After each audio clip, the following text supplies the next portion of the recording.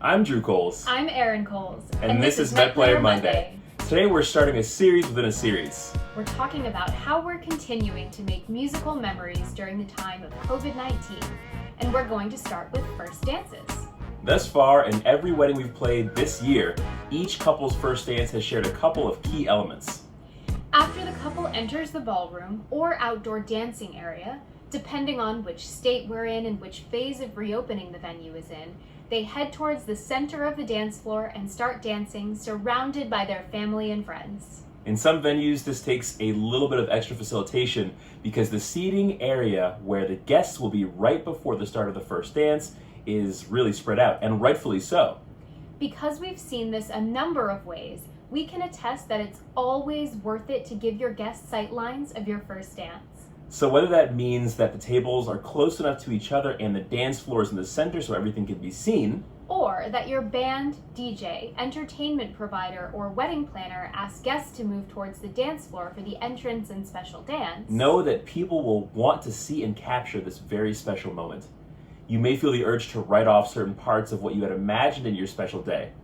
We would suggest that you fight that urge during your planning process and consider keeping some of the special moments you had originally planned. So if you're considering not doing your first dance, we definitely suggest that you definitely do it. And if the dance floor is offset or in a separate area of the venue or outdoor space, and you're not sure whether you should ask your guests to move towards the dance floor, we definitely recommend asking them to move. Remember that your guests are there to see and celebrate you, and they'll be glad they got to witness such a special moment. They'll happily do whatever you'd like. And whatever you do. And once that first dance is over, know that if you get up and dance after dinner, your guests will too. In fact, some folks may even beat you to it. At the recent weddings we've performed, we've taken the initiative to consider these details on behalf of our couples, because we've been around the block enough times for these kinds of things to be worked into our protocols. A lot of our clients book us because beyond musical talent and professionalism, they're looking for someone to trust on the day of their wedding. And we've seen and performed at a lot of weddings. So as you're picking your entertainment vendor, make sure that you can trust their judgment in reading the room. And it never hurts to appoint one of your wedding party members to make sure that some of these day of specifics or considerations happen for you.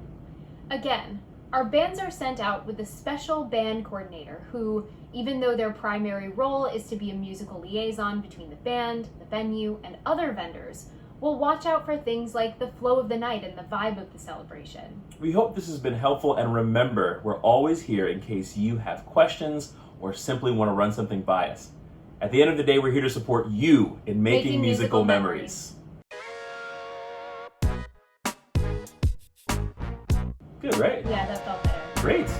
Great. A lot of our clients book... I'm so sorry. I hate people who do exactly what I'm doing right What now. can't? Yeah, I guess I love it. Stop laughing. Okay. One moment. It actually wasn't your piano, it was your hand, and it was not on my side, it was on your side. And technically it didn't actually exist. Many more, I think we can just, maybe it's like one more funny thing. You're not, it's not gonna come from you. Okay, great.